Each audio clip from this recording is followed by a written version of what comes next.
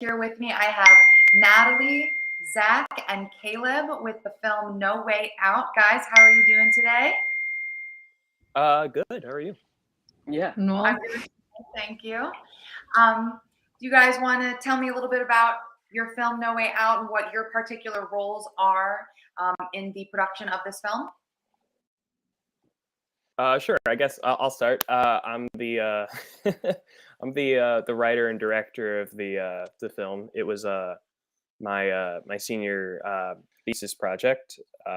Natalie and Zach are two of my close friends that helped me work on it. So yeah.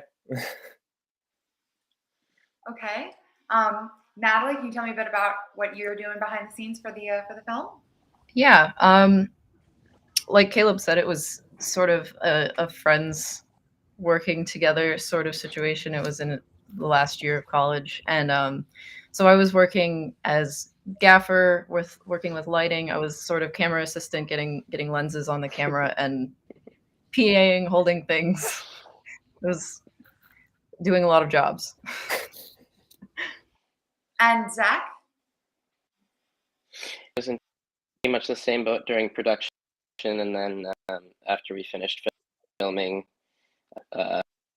with some post effects and color. Okay, that's really awesome. So, and Caleb, you direct, wrote, and produced No Way Out. Can you tell our viewers a bit about your inspiration for the film? Sure. Well, I had been looking at a lot of German Impressionism stuff at the time. I had been watching like the Cabinet of Dr. Caligari and just looking at different German pieces, and I had been dealing with like a lot of just kind of like anxiety and like some self doubt at the time. So those were kind of like um, themes I was pulling from, like as well as like some like surrealism and dream kind of landscape things. Okay. So, can you tell me? I guess so this was a student film. You all were at school together. Yeah, we went to the new school in New York. Okay. Okay. So, I'm assuming you had like classes together and whatnot. Like you just knew each other. Did you like reach out and say, "Hey, I need, people that can do this to help me out"? Like, can you tell me a bit about like your background together, your history together, I guess, working together and whatnot? Yeah, so we met in a post cinema aesthetics class actually. We were well, I think I was the first semester junior, and Natalie and Zach were sophomores, and that's where we first met. And then I needed people to work on this crew project because it was it was like a senior. It was the senior thesis, and it was like I need people I can rely on. I don't have a lot of money, so I asked them if they could help me, and then be reimbursed with food and credit, and yeah. Okay. Natalie, can you tell me a bit about your experience running into, I guess, the making of this film? Yeah. First of all, it was a lot of fun. It was sort of the only student film project I'd worked on that was so organized. Caleb had already set up locations before he called us on, which normally isn't the case. And we were working in like really curated spaces. He'd already done so much work on set deck and like actual carpentry. So that was really cool, which didn't happen a lot with a lot of new school projects. We were mostly working on documentaries at the time. And so I joined on. It was finals week, and we didn't sleep for like 50 hours, and we just knocked it out and stayed on set all night. It was a lot of fun. And that 50 hours sounds like a blast. It really was. It was a lot of fun. Zach, can you tell me a bit about your experience with the curating of this film? Yeah. I mean, it was a little hectic. It was like hanging out with a few of mine trying to make a movie. It was in Hoboken where we were shooting. So we were muting back and forth in the wee hours of the morning. It was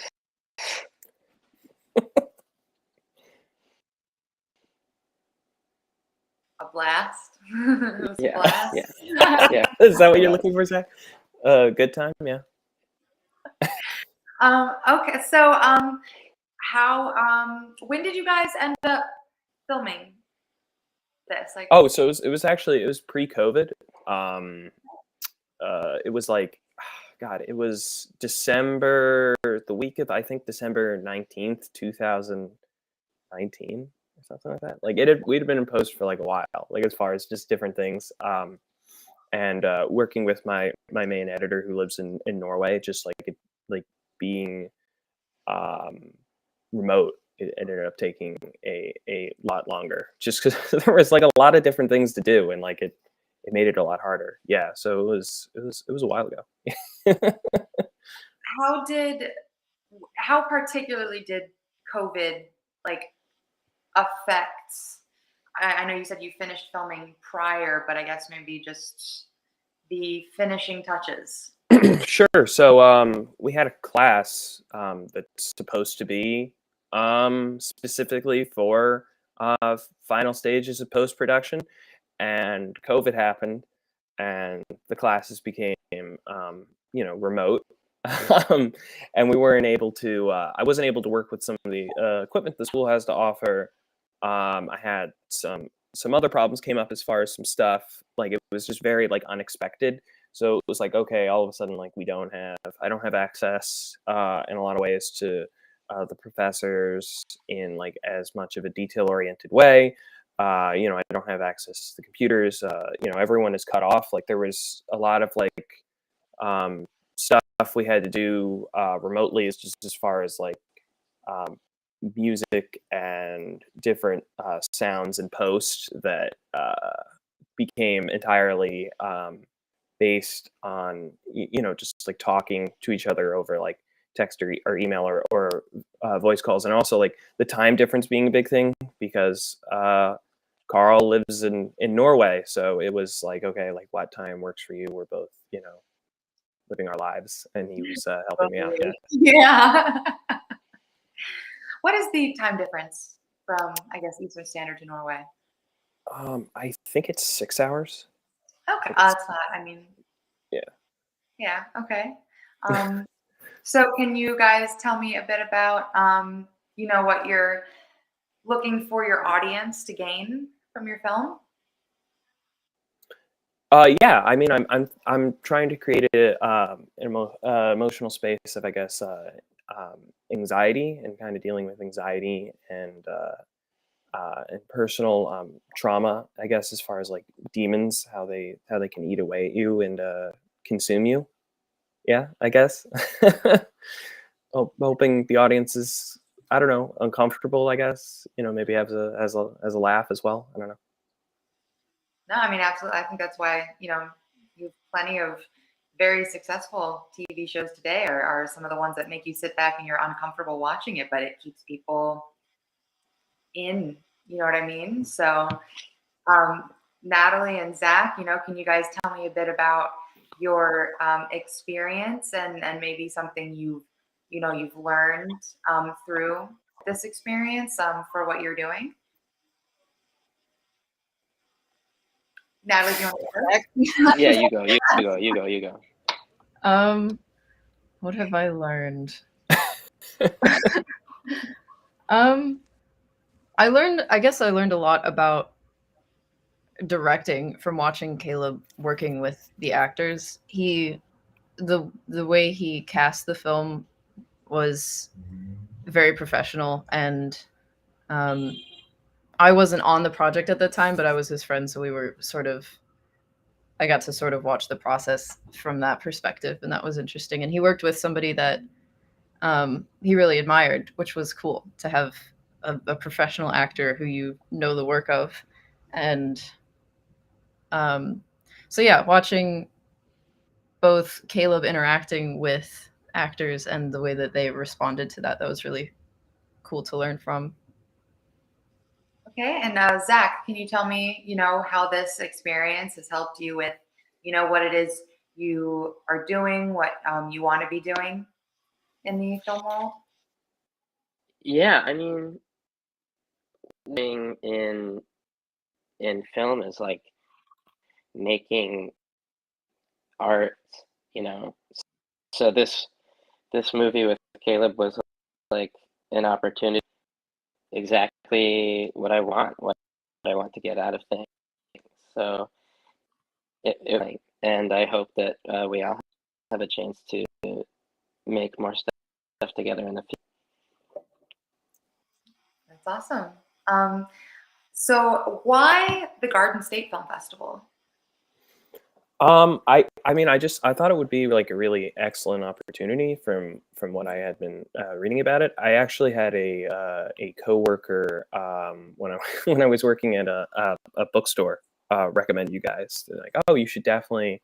I was telling her about my project, and she's like, oh, you should definitely apply to the Garden State Film Festival. It's a great festival. It's a great opportunity to get exposure. It's it's an excellent opportunity also as like a New Jersey native to support something like this. So I was just super excited. I mean, I live in the area too, like around Cranford as well, which I that's a great movie theater. I'm very happy it's still there considering the pandemic as well. I mean, it's a really quaint theater. Okay, how does it feel to be accepted to the Garden State Film Festival? I was super excited. You know, stuff is hit or miss, and I was really I had some out of state stuff, that was kind of iffy. You never know. It's kind of the Wild West with some things. But I was, when I, especially like what I had been, what I'd become familiar with as far as you guys from what I knew, I was super excited. I'm like, this is a well run festival. It's local. It's nearby where I live. I'm super excited to be able to be a part of it. Well, we're excited to have you. Do you have any advice for people that are directing and writing and producing other filmmakers? Yeah, I mean, if you're starting out, if it's your first short or feature, um, I think you should.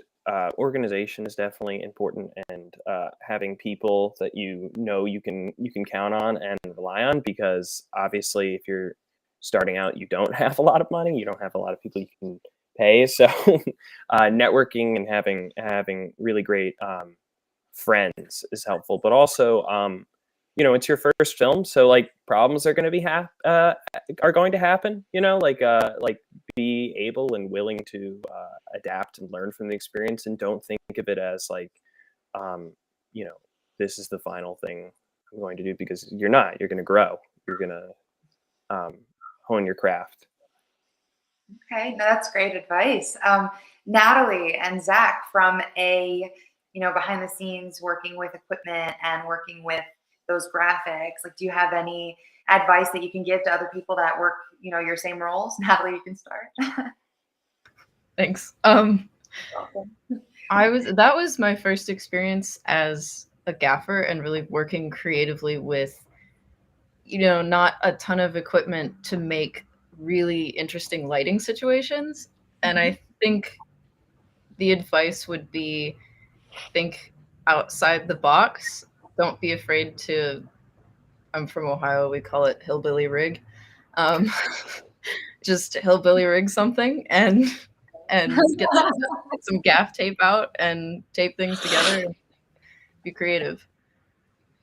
And Zach, how about you? Um, yeah, I mean, we all went to school for film production and film theory. We learned a lot in school, but as soon as I was on set with everyone, none of that really applied.